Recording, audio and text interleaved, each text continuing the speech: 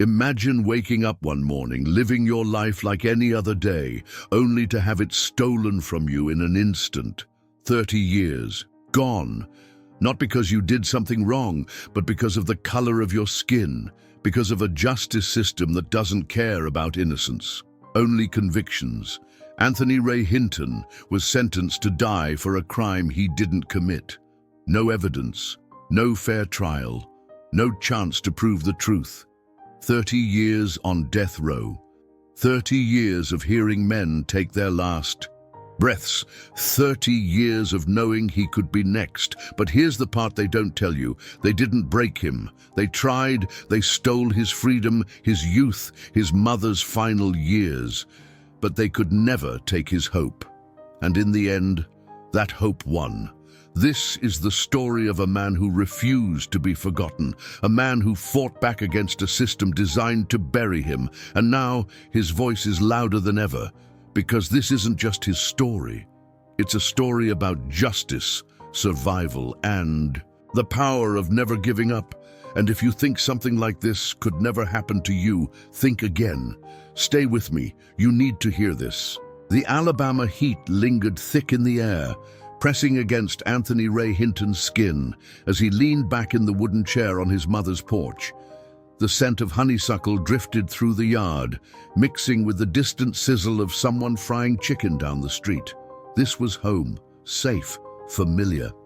His mother, a small but fierce woman with deep brown eyes, sat beside him, her fingers working effortlessly as she mended one of his shirts. She always said a good mother kept her son covered, in more ways than one. Anthony grinned as he took a slow sip of his sweet tea, letting the sugar coat his tongue. "You work too hard, baby," she murmured, not looking up from her needlework. "Gotta keep the lights on, Mama," he chuckled, stretching his long legs out in front of him. At 29, Anthony was strong, broad-shouldered, with warm brown skin and a quiet charm that made people lean in when he spoke. He had a steady job at a warehouse and dreams that stretched beyond the cracked pavement of Pritchard, Alabama. Maybe open a business someday, maybe travel, maybe... A sharp knock shattered the evening calm. His mother's hands stilled, her fingers clenching the fabric. Something felt off. Anthony stood, smoothing his shirt before heading to the door. When he opened it, the night seemed to tilt. 2 white police officers stood there, their expressions carved from stone. "Anthony Ray Hinton?" His heartbeat stuttered. "Yes, sir?" Before he could ask why they were there, one of them grabbed his wrist and snapped a pair of cold handcuffs around it. "You're under arrest." His mother's voice rose behind him, sharp and trembling. "For what? What did my boy do?" Anthony's mind raced, his breath coming faster. This had to be a mistake, a misunderstanding. "I didn't do nothing," he said, his voice steady but edged with confusion. "What's this about?" The officer didn't even look at him. "We'll talk downtown." His mother lunged forward, her small frame suddenly unbreakable. "You ain't taking my baby without telling me why." One of the officers sighed as if swatting away a fly. "Armed robbery. Murder." The words punched the air from Anthony's lungs. Murder. That made no sense. He had been at work, laughing with his co-workers, stacking boxes in the warehouse when that crime happened. "You got the wrong man," he said, shaking his head, his voice picking up speed. "I was at work. There are people who can tell you that." But the officers didn't care. They shoved him into the back of the police car as his mother's cries shattered the stillness of the street. As they drove away, Anthony pressed his forehead against the window, watching his home shrink into the distance. The night felt heavier than ever before, and for the first time in his life, Anthony Ray Hinton truly understood fear. The courtroom smelled of old wood and stale coffee, the air thick with something unspoken, not justice, not truth, but a verdict already decided before the trial had even begun. Anthony sat at the defendant's table, his hands resting on the cold surface, fingers slightly trembling, though he willed them to be still. He wasn't a man who scared easily, but today Fear sat in his chest like a stone. He turned his head slightly, searching the rows of faces behind him. His mother sat in the second row, her hands clasped so tight they had gone pale at the knuckles. Her lips moved, whispering prayers only God could hear. He wanted to believe those prayers would be enough. The prosecutor stood, a man with slicked-back blonde hair, a crisp grey suit, and a voice that carried through the room like a hammer coming down on steel. "Ladies and gentlemen of the jury," he began, his eyes sweeping over the 12 white faces in the jury box. "The man sitting before you is a cold-blooded killer." Murmur rippled through the courtroom. Anthony's jaw tightened. Cold-blooded killer. He wanted to stand, to shout, to tell them, "I didn't do this. I was at work. Check the time cards. Ask my co-workers." But his lawyer, a tired-looking man in a wrinkled brown suit, simply patted his arm. "Let it play out," he whispered. "Let it play out?" The trial wasn't a trial, it was a performance. And the outcome had already been decided before Anthony ever stepped foot inside that room. The state's case was paper-thin, a ballistics report that didn't match the crime scene, a so-called eyewitness who changed his story more times than the seasons, and a public defender who barely asked questions, barely objected, barely acted like this was a life-or-death case. And yet, when the jury left to deliberate, Anthony knew. He already knew. He sat still when they filed back in, one by one, avoiding his eyes. The judge, an older man with a face like stone, looked down at the papers in front of him before, turning to the jury foreman. "Has the jury reached a verdict?" A man in a stiff blue suit stood. "We have, Your Honor." Anthony's heartbeat pounded in his ears, his hands curled into fists under the table. "We find the defendant, Anthony Ray Hinton." His mother's breath hitched. "Guilty." The word crashed over him, and for a moment, everything went silent. The world outside that courtroom, the summer heat, the people walking down the street, the smell of magnolias, ceased to exist. His mother let out a sharp, wounded cry, but the judge wasn't finished. "I hereby sentence Anthony Ray Hinton to death." Anthony blinked. Death? His ears rang, his chest tightened. His hands gripped the table so hard that his knuckles turned white. 2 officers stepped forward, gripping his arms, ready to take him away. And as they did, he finally found his voice. "I didn't do this," he said, his voice steady despite the weight of the moment. "I swear to God, I didn't do this." The judge didn't look at him. The prosecutor didn't care. The jury had already moved on. Only his mother's eyes met his, full of fire and fury. "Baby, we're gonna fight this," she whispered, her voice trembling. Anthony nodded, even as the officers pulled him toward the door, even as the world blurred around him. He didn't know how long the fight would last, but he knew one thing for sure. He wasn't ready to die. The metal door groaned as it slid open. Anthony stepped forward, his wrists cuffed so tight that the skin beneath them burned.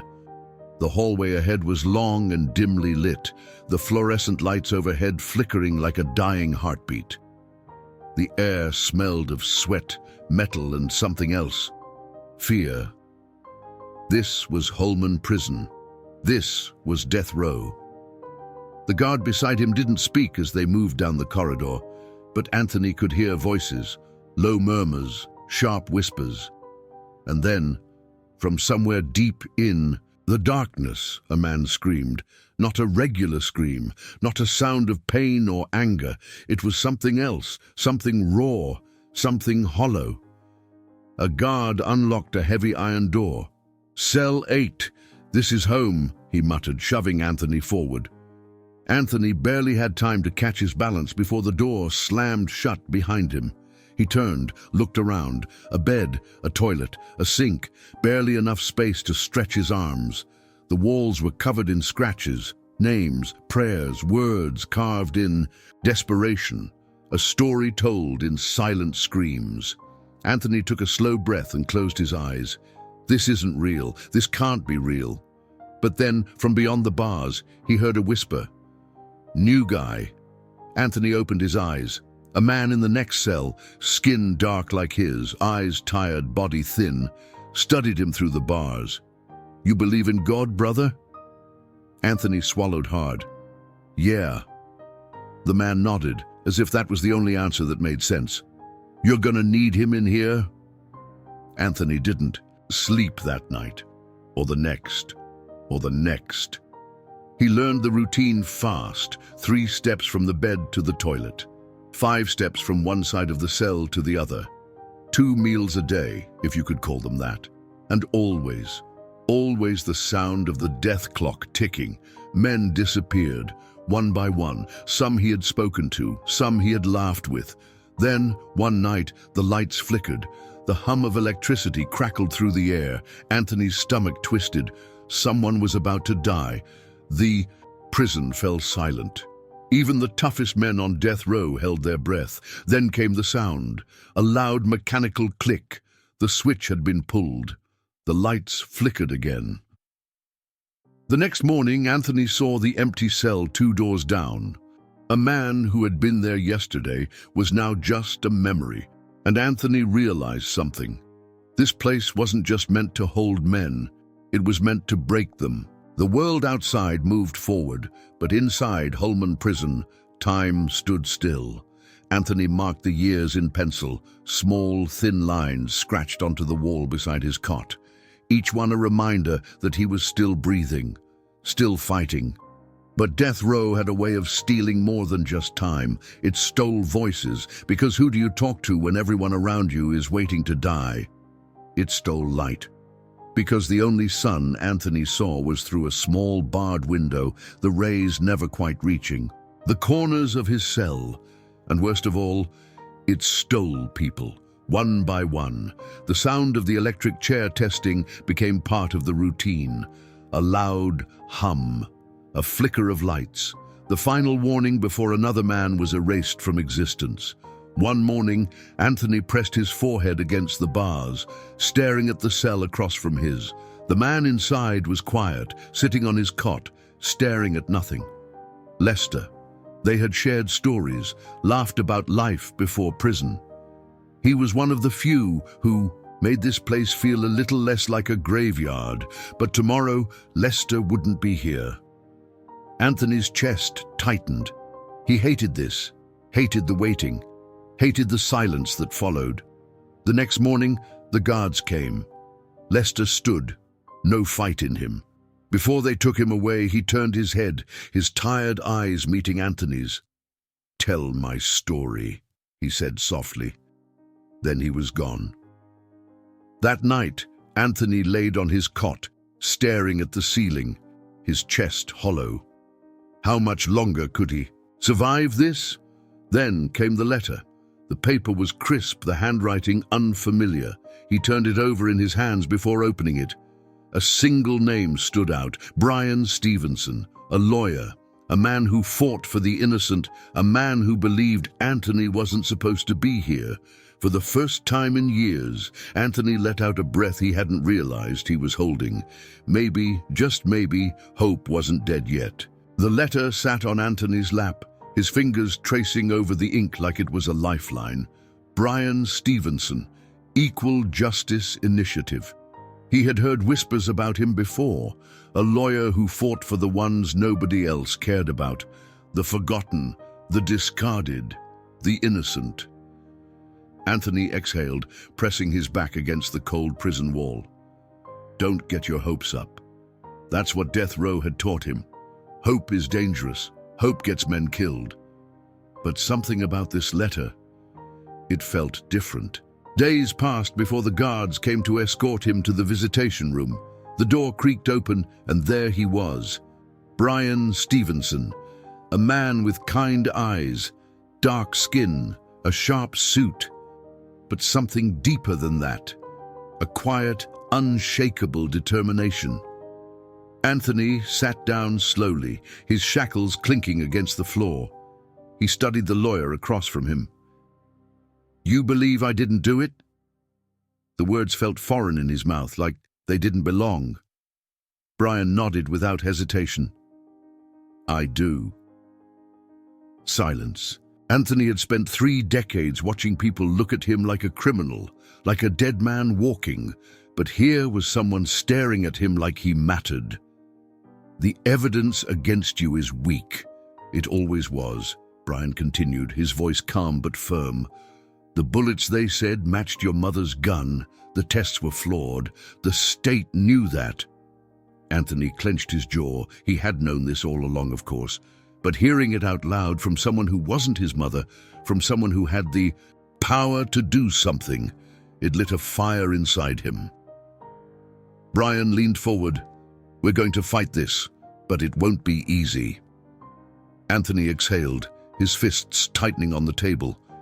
He had spent years preparing for death.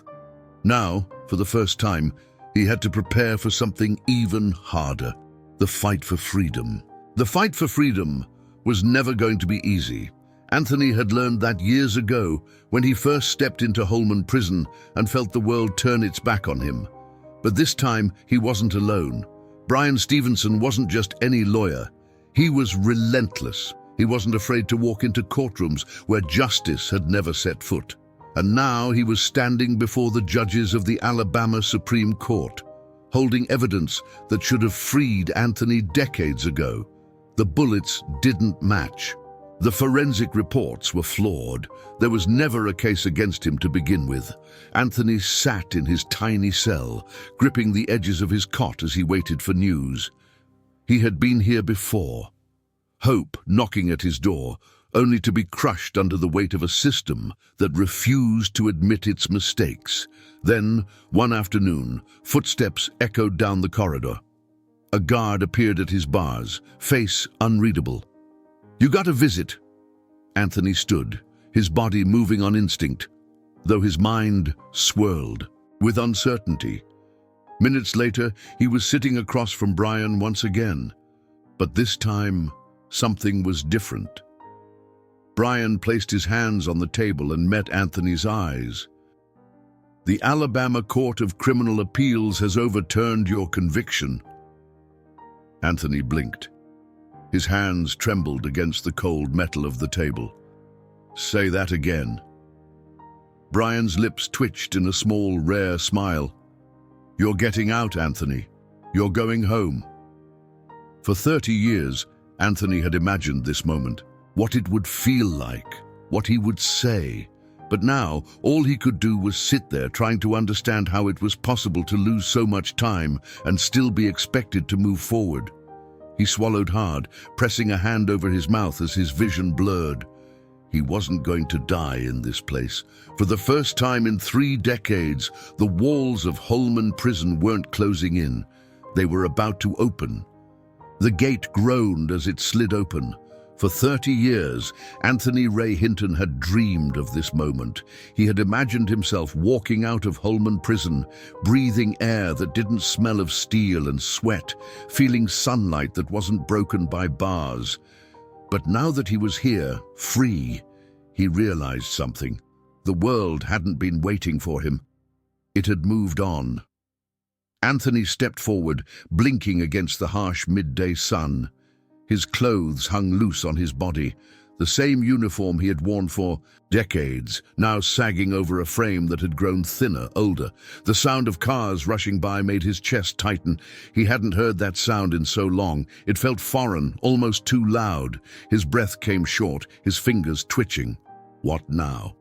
Then a voice. "Anthony!" He turned, and there she was, his best friend Lester.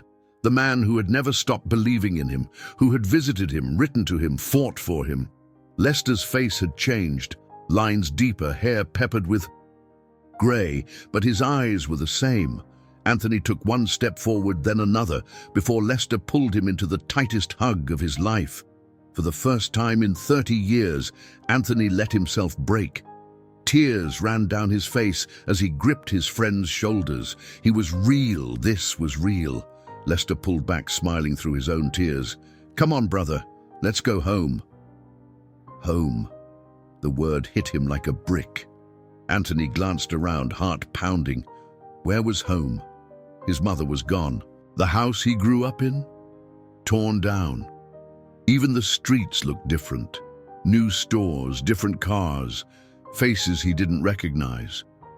He climbed into Lester's truck, fingers gripping the seatbelt like it was the only solid thing in the world. As they drove, Anthony stared out the window, watching a city that had forgotten him. He saw people walking with their heads down, glued to strange little screens. Signs for stores he had never heard of. Everything faster, louder, colder. He felt like a ghost. 30 years stolen. The world had moved on, but could he? The first night outside of prison, Anthony couldn't sleep. He lay in Lester's spare bedroom, staring at the ceiling, listening to the hum of a world that no longer felt like his. The silence was different here, softer, less suffocating, but it still didn't bring peace. How do you start over when you've lost everything? His mother was gone, his youth stolen. The city he once knew had reshaped itself without him. Even his own reflection felt like a stranger. The next morning, Lester found him, sitting on the porch, nursing a cup of coffee that had long gone cold. "You ain't gotta have all the answers today, brother," Lester said, settling into the chair beside him. "But you gotta do something. Don't let them steal your life twice." The words sank deep.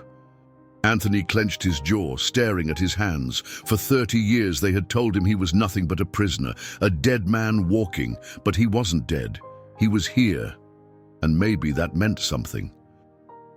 A few weeks later, he stood in front of his first audience, a small church gathering. Faces watched him expectantly as he cleared his throat, gripping the edges of the podium like it might hold him up. He took a deep breath, and then he spoke. He told them about Holman Prison, about the nights he thought hope had abandoned him, about the friends he had lost, the injustice that had nearly swallowed him whole. But he also told them about faith, about love, about the strength it takes to hold on when everything tells you to let go. And when he finished, the room was silent, not because they weren't moved, but because they were. A woman in the front wiped her eyes. A man in the back nodded, his jaw tight with anger, not at Anthony, but at the world that had done this to him. And Anthony realized something. His story wasn't just his anymore. It belonged to every man still trapped behind bars for a crime he didn't commit. Every mother still praying for her son to come home. Every soul who had ever wondered if hope was worth holding on to. This was his purpose now, not just to live, but to fight. The courtroom felt colder than Anthony remembered. It had been years since he last stood in a place like this, not as a prisoner, but as a free man. This time, there were no chains on his wrists, no guards at his sides, no jury staring at him like he was already dead. This time, he wasn't the one on trial. Anthony adjusted his tie, feeling the weight of every step as he walked toward the witness stand. He wasn't just here for himself. He was here for every man still trapped in a cell, still waiting for the world to listen. Bryan Stevenson sat beside him, his expression steady, unreadable. But Anthony knew the fight wasn't over. The judge looked down at him, an older man with deep lines etched into his face. Not the same judge who had sentenced him to die, but one who now held the power to change what had been done. "Mr. Hinton," the judge began, adjusting his glasses, "you have the floor." Anthony let out a slow breath. He had imagined this moment 1,000 times. He had thought about screaming, about demanding to know why no one had listened, why no one had cared. But now, standing here, he knew the truth. His rage wouldn't change the past, but his voice could change the future. So he spoke. He told them about the years he spent locked away, waiting for death to come, about the nights he listened to men take their last breaths, about the mother who died without ever seeing her son free. And then he told them about the broken system, how the evidence was ignored, how the truth was buried, how many others were still waiting, just like he had waited. The room was silent when he finished. The judge cleared his throat, his hands folded tightly on the bench. "Mr. Hinton, there are no words to undo what was done to you." Anthony nodded, his face unreadable. He wasn't looking for an apology. He was looking for change, because if the system could steal 30 years from him, how many more were still being stolen right now? The stage lights were warm against Anthony's skin, but he barely noticed them. He scanned the crowd, hundreds of faces staring back at him, waiting, listening. Some young, some old, some filled with fire, others with quiet sadness. But they were all here for the same reason. They wanted to understand. They wanted to believe that justice was possible. Anthony adjusted the microphone, his fingers steady. 30 years ago, the world had tried to silence him. Now, people leaned in to hear his voice. He cleared his throat. "I spent 30 years in a 5x7 cell, waiting to die for a crime I didn't commit." The room stilled. "They took my time, they took my mama, they tried to take my dignity, but they never took my hope." A woman in the front wiped her eyes. A man in the back shook his head, anger flashing across his face. Anthony continued, "I had every right to be bitter, every right to hate, but I chose something else." He let the words settle before speaking again. "I chose to forgive. Not because they deserved it, but because I did." Silence. Not the kind he had known in prison, the heavy, suffocating kind. This silence was different. This silence meant they were listening. Anthony exhaled. For years he had walked into courtrooms, stood before politicians, spoken to people who had the power to change laws. But this was where change really started. With the people, with their voices, with their choice to never look away again. He leaned forward, his voice steady. "Hope is the only thing stronger than fear. It's the only thing they can't lock away." A single clap echoed through the room, then another, and just like that, Anthony's voice. His story, his pain, his survival, became something more, a movement, a legacy. Anthony Ray Hinton's story isn't just about injustice, it's about resilience, about choosing hope when the world gives you every reason to give up. Now, let me ask you something. How many people do you think are still locked away, waiting for justice that may never come? What would you do if your freedom, your future, your very life could be taken from you in an instant, without evidence, without reason? Would you fight? Would you hold on to hope? Or would you let the system decide your fate? Because here's the truth, this isn't just Anthony's story, it's a wake-up call. Justice isn't guaranteed, but our voices, our actions, our willingness to stand up for what's right, that's what creates real change. Now it's your turn. Drop a comment below. What would you have done in Anthony's place? Do you believe the justice system can ever be truly fair? I want to hear from you. And if this story moved you, if it made you think, if it made you feel something, don't stop here. Hit that subscribe button and turn on notifications so you never miss another story like this, because these stories matter. And together we can make sure they're never forgotten.